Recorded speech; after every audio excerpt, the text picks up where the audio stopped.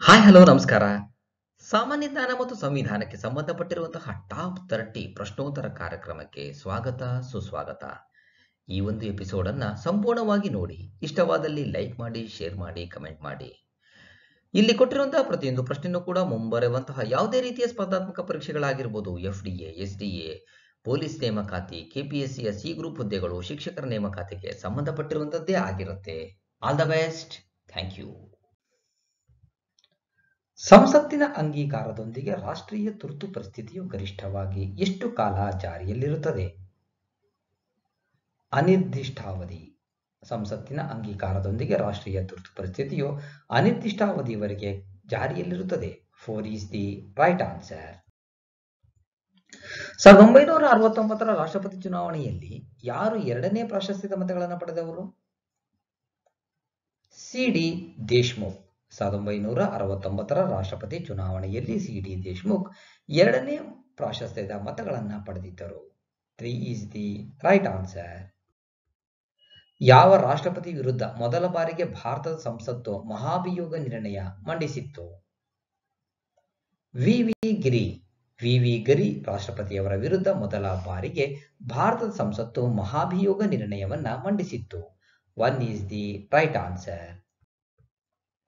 ತನ್ನ ಚುನಾವಣೆಯ ಸಂದರ್ಭದಲ್ಲಿ ದಾಖಲಾದ ದೂರುಗಳನ್ನು ಸ್ವತಃ ಸುಪ್ರೀಂ ಕೋರ್ಟ್ಗೆ ಹಾಜರಾಗಿ ತನ್ನ ವಾದವನ್ನು ಮಂಡಿಸಿದ ರಾಷ್ಟ್ರಪತಿ ಯಾರು? VV ಗಿರಿ. ತನ್ನ ಚುನಾವಣೆಯ ಸಂದರ್ಭದಲ್ಲಿ ದಾಖಲಾದ ದೂರುಗಳನ್ನು ಸ್ವತಃ VV ಗಿರಿ ರಾಷ್ಟ್ರಪತಿಯವರು ಸುಪ್ರೀಂ ಕೋರ್ಟ್ಗೆ ಹಾಜರಾಗಿ ತಮ್ಮ ವಾದವನ್ನ ಮಂಡಿಸಿದ್ದರು.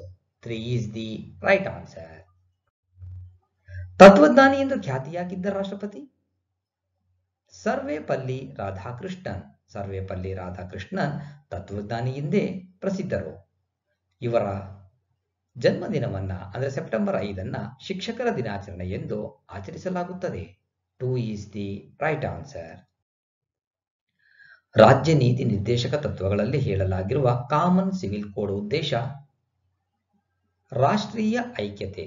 ರಾಜ್ಯ ನೀತಿ ನಿರ್ದೇಶಕ ತತ್ವಗಳಲ್ಲಿ ಹೇಳಲಾಗಿರುವ ಕಾಮನ್ ಸಿವಿಲ್ ಕೋಡ್ನ ಉದ್ದೇಶ ರಾಷ್ಟ್ರೀಯ ಐಕ್ಯತೆಯನ್ನ ಮೂಡಿಸುವುದು, ಬೆಳೆಸುವುದು.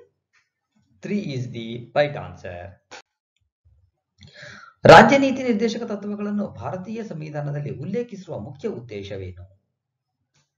ಆರ್ಥಿಕ ಮತ್ತು ಸಾಮಾಜಿಕ ಪ್ರಜಾಪ್ರಭುತ್ವವನ್ನ ಸ್ಥಾಪಿಸುವುದು.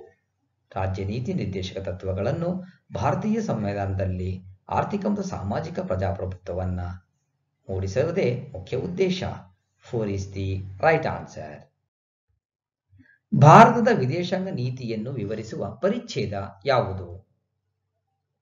51. ಭಾರತದ ವಿದೇಶಾಂಗ ನೀತಿಯನ್ನು ಪರಿಚ್ಛೇದ 51 ವಿವರಿಸುತ್ತದೆ. 3 is the right answer. ಭಾರತದಲ್ಲಿ ಕಂಪ್ಯೂಟರ್ ಸಾಕ್ಷರತೆಯನ್ನು ಗಳಿಸಿದ ಮೊದಲ ಪಂಚಾಯಿತಿ ಯಾವುದು? ವಕ್ಕಂ, ಕೇರಳ. ಭಾರತದಲ್ಲಿ ಕಂಪ್ಯೂಟರ್ ಸಾಕ್ಷರತೆಯನ್ನು ಗಳಿಸಿದ ಮೊದಲ ಪಂಚಾಯಿತಿ ಕೇರಳದ ವಕ್ಕಂ ಗ್ರಾಮ panchayat. 2 is the right answer. ಬಾಲ ಕಾರ್ಮಿಕರ ವ್ಯವಸ್ಥೆಯನ್ನು ನಿಷೇಧಿಸುತ್ತಾ ಸರ್ಕಾರ ಯಾವ ವರ್ಷದಲ್ಲಿ ಕಾನೂನು ರೂಪಿಸಿತ್ತು? 1978. 1978ರಲ್ಲಿ ಬಾಲ ಕಾರ್ಮಿಕರ ವ್ಯವಸ್ಥೆಯನ್ನ ನಿಷೇಧಿಸುವ ಕಾನೂನನ್ನು ರೂಪಿಸಿತು. 1 is the right answer. ದುರ್ಬಲ ವರ್ಗಗಳಿಗೆ ಮೀಸಲಾತಿಯನ್ನು ಕಲ್ಪಿಸುವ ಪರಿಚ್ಛೇದ ಯಾವುದು? 46. ದುರ್ಬಲ ವರ್ಗಗಳಿಗೆ ಪರಿಚ್ಛೇದ 46 ಮೀಸಲಾತಿಯನ್ನ ಕಲ್ಪಿಸುತ್ತದೆ. 4 is the right answer. ರಾಜ್ಯ ನೀತಿ ನಿರ್ದೇಶಕ ತತ್ವಗಳು ಕಾನೂನು ರಕ್ಷಣೆ ಹೊಂದಿಲ್ಲ. 1 is the right answer. ಭಾರತದ ಆಧುನಿಕ ಕಾಲದಲ್ಲಿ ಮೊದಲ ಬಾರಿಗೆ ಕಾರ್ಪೊರೇಷನ್ ಪಟ್ಟ ಗಳಿಸಿದ ನಗರ ಯಾವುದು? ಮದ್ರಾಸ್. ಭಾರತದ ಆಧುನಿಕ ಕಾಲದಲ್ಲಿ ಮೊದಲ ಬಾರಿಗೆ ಕಾರ್ಪೊರೇಷನ್ ಪಟ್ಟ ಗಳಿಸಿದ ನಗರ Madras. 1 is the right answer. 1906ರಿಂದ 1909 ವಿಕೇಂದ್ರೀಕರಣಕ್ಕೆ ರಚನೆಯಾದ ರಾಯಲ್ ಆಯೋಗದ ಶಿಫಾರಸುಗಳಲ್ಲಿ ಒಂದು ಪುರಸಭೆಗಳಿಗೆ ತೆರಿಗೆ ವಿಧಿಸುವ ಅಧಿಕಾರ. 2 is the right answer. 1986ರಲ್ಲಿ ನಗರೀಕರಣದ ರಾಷ್ಟ್ರೀಯ ಆಯೋಗದ ಅಧ್ಯಕ್ಷರು ಯಾರಾಗಿದ್ದರು? Charles Korea. 1986ರಲ್ಲಿ ನಗರೀಕರಣದ ರಾಷ್ಟ್ರೀಯ ಆಯೋಗದ ಅಧ್ಯಕ್ಷರು Charles Korea. 2 is the right answer. ಯಾವ ವಿಧಿ ಅನ್ವಯ ಸ್ಥಳೀಯ ಸಂಸ್ಥೆಗಳ ಕೇಂದ್ರ ಮಂಡಳಿ ಸ್ಥಾಪನೆಯಾಯಿತು? ವಿಧಿ 268. ವಿಧಿ 268ರ ಅನ್ವಯ ಸ್ಥಳೀಯ ಸಂಸ್ಥೆಗಳ ಕೇಂದ್ರ ಮಂಡಳಿ ಸ್ಥಾಪನೆಯಾಯಿತು. 3 ಈಸ್ ದಿ ರೈಟ್ ಆನ್ಸರ್. ರಾಷ್ಟ್ರೀಯ ತುರ್ತು ಪರಿಸ್ಥಿತಿಯಲ್ಲಿ ರಾಷ್ಟ್ರಪತಿ ಯಾವ ಹಕ್ಕನ್ನು ರದ್ದುಪಡಿಸಬಾರದು? ಆರ್ಟಿಕಲ್ 21. ರಾಷ್ಟ್ರೀಯ ತುರ್ತು ಪರಿಸ್ಥಿತಿಯಲ್ಲಿ ರಾಷ್ಟ್ರಪತಿ article 21 ರದ್ದುಪಡಿಸಬಾರದು. 3 is the right answer. 2x - 8 6 - 5x ಆದರೆ x ನ ಬೆಲೆ ಎಷ್ಟು? ಯಾವುದು ಅಲ್ಲ. ಕಾರಣ ಲೆಕ್ಕವನ್ನು ಮಾಡಿದಾಗ x ನ ಬೆಲೆ 2 ಆಗತ್ತೆ. ಇಲ್ಲಿ ಉತ್ತರ 2 ಕೊಟ್ಟದೇ ಇರೋದ್ರಿಂದ 4 ಈಸ್ ದಿ ರೈಟ್ ಆನ್ಸರ್. ಕರ್ನಾಟಕದಲ್ಲಿ ಮಹಾತ್ಮ ಗಾಂಧಿ ಜಲವಿದ್ಯುತ್ ಯೋಜನೆಯು ಯಾವ ನದಿಯ ಸಮೀಪದಲ್ಲಿದೆ? ಶರಾವತಿ. ಕರ್ನಾಟಕದಲ್ಲಿ ಮಹಾತ್ಮ ಗಾಂಧಿ ಜಲವಿದ್ಯುತ್ ಯೋಜನೆ ಶರಾವತಿ ನದಿಯ ಸಮೀಪದಲ್ಲಿದೆ. 3 ಈಸ್ ದಿ ರೈಟ್ ಆನ್ಸರ್. ಬೆಳಗಾವಿಯಲ್ಲಿ ಕಾಂಗ್ರೆಸ್ ಅಧಿವೇಶನ ಯಾವ ವರ್ಷದಲ್ಲಿ ನಡೆಯಿತು? 1924. ಬೆಳಗಾವಿಯಲ್ಲಿ 1924ರಲ್ಲಿ ಕಾಂಗ್ರೆಸ್ ಅಧಿವೇಶನ ನಡೆಯಿತು. 3 ಈಸ್ ದಿ ರೈಟ್ ಆನ್ಸರ್. HALನ ಪ್ರಧಾನ ಕಚೇರಿ ಎಲ್ಲಿದೆ? ಬೆಂಗಳೂರು. HALನ ಪ್ರಧಾನ ಕಚೇರಿ ಬೆಂಗಳೂರಿನಲ್ಲಿದೆ. 4 ಈಸ್ ದಿ ರೈಟ್ ಆನ್ಸರ್. ಈ ಕೆಳಗಿನ ಸ್ವಾತಂತ್ರ್ಯ ಹೋರಾಟಗಾರರ ಪೈಕಿ ಯಾರು ಕ್ರಾಂತಿಕಾರರಾಗಿರಲಿಲ್ಲ? ರಾಸ್ ಬಿಹಾರಿ ಬೋಸ್. ಇವರು ಕ್ರಾಂತಿಕಾರರಾಗಿರಲಿಲ್ಲ. ಭಗತ್ ಸಿಂಗ್, ಸುಖದೇವ್ ಹಾಗೂ ರಾಜಗುರು ಕ್ರಾಂತಿಕಾರರು.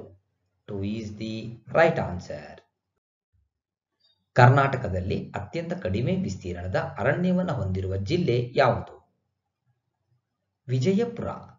ಕರ್ನಾಟಕದಲ್ಲಿ ವಿಜಯಪುರ ಅತ್ಯಂತ ಕಡಿಮೆ ವಿಸ್ತೀರ್ಣದ ಅರಣ್ಯವನ್ನು ಹೊಂದಿರುವ ಜಿಲ್ಲೆ. 1 ಈಸ್ ದಿ ರೈಟ್ ಆನ್ಸರ್.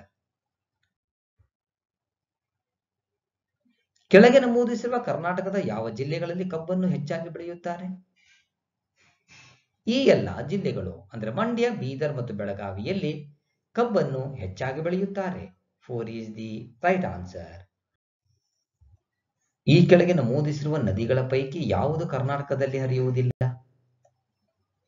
ಮಹಾನದಿ. ಭದ್ರಾ, ಹೇಮಾವತಿ ಮತ್ತು ಮಲಪ್ರಭಾ ಕರ್ನಾಟಕದಲ್ಲಿ ಹರಿದರೆ ಮಹಾನದಿ ಕರ್ನಾಟಕದಲ್ಲಿ ಹರಿಯದ ನದಿ. 3 ಈಸ್ ದಿ ರೈಟ್ ಆನ್ಸರ್.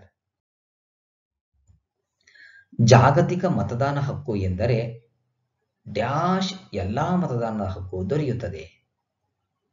ದೇಶದ ವಯಸ್ಕ ಪ್ರಜೆಗಳಿಗೆ ಎಂದು ಅರ್ಥ. ಜಾಗತಿಕ ಮತದಾನ ಹಕ್ಕು ಎಂದರೆ ದೇಶದ ವಯಸ್ಕ ಪ್ರಜೆಗಳಿಗೆ ಎಲ್ಲಾ ಮತದಾನದ ಹಕ್ಕು ದೊರೆಯುತ್ತದೆ ಎಂದು ಅರ್ಥ. 2 ಈಸ್ ದಿ ರೈಟ್ ಆನ್ಸರ್. 2, 3, 5, 8, 13 ಇದರ ಮುಂದಿನ 2 ಸಂಖ್ಯೆಗಳು ಯಾವುವು? 21 ಮತ್ತು 34. ಹೇಗೆ? 2 ಆಮೇಲೆ 3 ಕೊಟ್ಟಿದ್ದಾರೆ. 3ಕ್ಕೆ 2 ಸೇರಿಸಿದರೆ ಅದು ಹಿಂಭಾಗ ಸಂಖ್ಯೆ 5 ಆಗತ್ತೆ. 5ದ ಹಿಂಭಾಗ ಸಂಖ್ಯೆ 3 ಸೇರಿಸಿದರೆ 8 ಆಗತ್ತೆ. 8ದ ಹಿಂಭಾಗದ ಸಂಖ್ಯೆ 5 ಸೇರಿಸಿದರೆ 13 ಆಗತ್ತೆ. ಹಾಗಾಗಿ 13ದ ಹಿಂಭಾಗ ಅಂದ್ರೆ ಎಷ್ಟು ಬರುತ್ತೆ? 21. 21ರ ಹಿಂಭಾಗ ಅಂದ್ರೆ 13. So 21, 13, 34. So 21 and 34 is the right answer. 10 kg, 5 kg, 1 kg ತೂಕದ 3 ಕಬ್ಬಿಣದ ಗುಂಡುಗಳನ್ನು ನಿರ್ವಾತದಲ್ಲಿ 100 ಅಡಿ ಎತ್ತರದಿಂದ ಕೆಳಗೆ ಬೀಳಿಸಲಾಗುತ್ತದೆ. ಅವುಗಳಲ್ಲಿ ಯಾವುದು ಭೂಮಿಯನ್ನು ಮೊದಲು ತಲುಪುತ್ತದೆ? ಎಲ್ಲವೂ ಒಂದೇ ಸಮಯಕ್ಕೆ ಭೂಮಿಯನ್ನ ತಲುಪುತ್ತದೆ. 10, 5, 1 kg ತೂಕದ 3 ವಿಭಿನ್ನ ಕಬ್ಬಿಣದ ಗುಂಡುಗಳನ್ನು ನಿರ್ವಾತದಲ್ಲಿ ಅಂದರೆ ಗಾಳಿ ಇಲ್ಲದಿರದ ಪ್ರದೇಶದಲ್ಲಿ 100 ಅಡಿ ಎತ್ತರದಿಂದ ಬೀಳಿಸಿದರೆ ಎಲ್ಲವೂ ಕೂಡ ಒಂದೇ ಸಮಯಕ್ಕೆ ಭೂಮಿಯನ್ನ ತಲುಪುತ್ತೆ. 4 is the right answer. ವಿಶ್ವ ಪ್ರಸಿದ್ಧ ದುವಾಂದರ್ ಅಥವಾ ಮಂಜಿನ ಮೋಡ ಜಲಪಾತವು ಈ ಕೆಳಗಿನ ಯಾವ ನದಿಯ ಸಮೀಪದಲ್ಲಿದೆ? ನರ್ಮದಾ. ದುವಾಂದರ್ ಅಥವಾ ಮಂಜಿನ ಮೋಡ ಜಲಪಾತವು ನರ್ಮದಾ ನದಿಯ ಸಮೀಪದಲ್ಲಿದೆ. 1 is the right answer. ಈ ಕೆಳಗೆ ನೀಡಿರುವುದರ ಮಣ್ಣುಗಳ ಪೈಕಿ ಯಾವುದು ಉಷ್ಣವಲಯದ ಪರ್ಯಾಯವಾಗಿ ಬರುವ ಒಣ ಹಾಗೂ ತೇವದ ಋತುಮಾನಗಳಿಂದ ಉಂಟಾಗುವ ಮಳೆಯ ಪರಿಣಾಮ ತೀವ್ರ ಸವಕಳಿಯಿಂದಾಗಿದೆ? ಲ್ಯಾಟರೈಟ್ ಮಣ್ಣು. ಲ್ಯಾಟರೈಟ್ ಮಣ್ಣು ಒಣ ಹಾಗೂ ತೇವದ ಋತುಮಾನಗಳಿಂದ ಉಂಟಾಗುವ ಮಳೆಯ ಪರಿಣಾಮ ತೀವ್ರ ಸವಕಳಿಯಿಂದ ಆಗಿರುವಂತಹದ್ದು. 2 is the right answer. ಈ ಕೆಳಗಿನವರ ಪೈಕಿ ಯಾರಿಗೆ ಜ್ಞಾನಪೀಠ ಪ್ರಶಸ್ತಿ ದೊರೆತಿಲ್ಲ? ಡಾಕ್ಟರ್ ಎಂ ಕಲ್ಬುರ್ಗಿ ಇವರಿಗೆ ಜ್ಞಾನಪೀಠ ಪ್ರಶಸ್ತಿ ದೊರೆತಿಲ್ಲ. ಕುವೆಂಪು, ಯು ಆರ್ ಅನಂತಮೂರ್ತಿ ಹಾಗೂ ಗಿರೀಶ್ ಕಾರ್ನಾಡ್ ಕನ್ನಡದ ಜ್ಞಾನಪೀಠಿಗಳು. 4 is the right answer.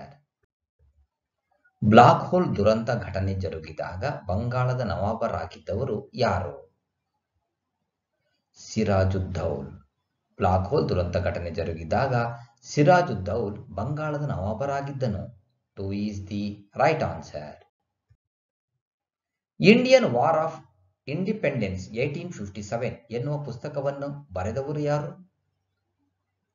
V D Savarkar. Indian war of independence 1857 ಇದನ್ನು ಬರೆದಿದ್ದು V D Savarkar, Vinayak Damodar Savarkar. 4 is the right answer. ಈ ಕೆಳಗೆ ನಮೂದಿಸಿದವರ ಪೈಕಿ ಯಾವುದು ರಾಷ್ಟ್ರೀಯ ಉದ್ಯಾನವಲ್ಲ? ಭದ್ರಾ. ಭದ್ರಾ ರಾಷ್ಟ್ರೀಯ ಉದ್ಯಾನವಲ್ಲ. ನಾಗರಹೊಳೆ, ಬನ್ನೇರುಘಟ್ಟ ಮತ್ತು ಕುದುರೆಮುಖ ರಾಷ್ಟ್ರೀಯ ಉದ್ಯಾನವನಗಳು. 4 is the right answer. ಯಾರು ಈ ಹೇಳಿಕೆಯನ್ನು ನೀಡಿದರು? ನೀನು ರಕ್ತವನ್ನು ನೀಡು, ನಾನು ನಿನಗೆ ಸ್ವಾತಂತ್ರ್ಯವನ್ನು ನೀಡುತ್ತೇನೆ. ಸುಭಾಷ್ ಚಂದ್ರ ಬೋಸ್. ಸುಭಾಷ್ ಚಂದ್ರ ಬೋಸರ ಪ್ರಸಿದ್ಧ ಹೇಳಿಕೆ, ನೀನು ರಕ್ತವನ್ನು ನೀಡು, ನಾನು ನಿನಗೆ ಸ್ವಾತಂತ್ರ್ಯವನ್ನು ನೀಡುತ್ತೇನೆ. 2 is the right answer. ಈ ಕೆಳಗಿನವುಗಳ ಪೈಕಿ ಯಾವುದನ್ನು ಏಷ್ಯಾದ ಮೊತ್ತ ಮೊದಲ ಕಡಲ ಜೀವಸಂಕುಲ ಮೀಸಲು ಪ್ರದೇಶ ಎಂದು ಗುರುತಿಸಲಾಗಿದೆ? ಮನ್ನಾರ ಕೊಲ್ಲಿ. ಮನ್ನಾರ ಕೊಲ್ಲಿ ಏಷ್ಯಾದ ಮೊತ್ತ ಮೊದಲ ಕಡಲ ಜೀವಸಂಕುಲ ಮೀಸಲು ಪ್ರದೇಶ ಎಂದು ಗುರುತಿಸಲಾಗಿದೆ. 2 is the right answer. 4ನೇ ಬ್ರಿಟಿಷ್ ಮೈಸೂರು ಯುದ್ಧ ಯಾವ ವರ್ಷದಲ್ಲಿ ಜರುಗಿತು? 1799. 4ನೇ ಬ್ರಿಟಿಷ್ ಮೈಸೂರು ಯುದ್ಧ 1799ರಲ್ಲಿ ಜರುಗಿತು. 4 is the right answer. ಗಾಂಧೀಜಿಯವರ ಐತಿಹಾಸಿಕ ಉಪವಾಸವು ಅಂತ್ಯಗೊಂಡಿದ್ದು ಯಾವುದರ ಪರಿಣಾಮವಾಗಿ? ಪೂನಾ ಒಪ್ಪಂದ. ಗಾಂಧೀಜಿಯವರ ಐತಿಹಾಸಿಕ ಉಪವಾಸವು ಪೂನಾ ಒಪ್ಪಂದದ ಪರಿಣಾಮವಾಗಿ ಅಂತ್ಯಗೊಂಡಿತು. 2 is the right answer. ಒಂದು ಸಾಮಾನ್ಯ ಕ್ಯಾಲೆಂಡರ್ ವರ್ಷದ ಮೊದಲ ಸೋಮವಾರ ಬಂದರೆ ಆ ವರ್ಷದಲ್ಲಿ ಎಷ್ಟು ಸೋಮವಾರಗಳಿರುತ್ತವೆ? 53.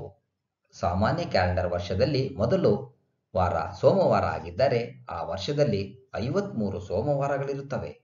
4 is the right answer. ಈ ಕೆಳಗಿನ ಪೈಕಿ ಯಾವುದು 3ರಿಂದ ಸಂಪೂರ್ಣವಾಗಿ ಭಾಗವಾಗುತ್ತದೆ? 19,728 ಇದು 3ರಿಂದ ಸಂಪೂರ್ಣವಾಗಿ ಭಾಗವಾಗುವಂತಹ ಒಂದು ಸಂಖ್ಯೆ. 1 is the right answer.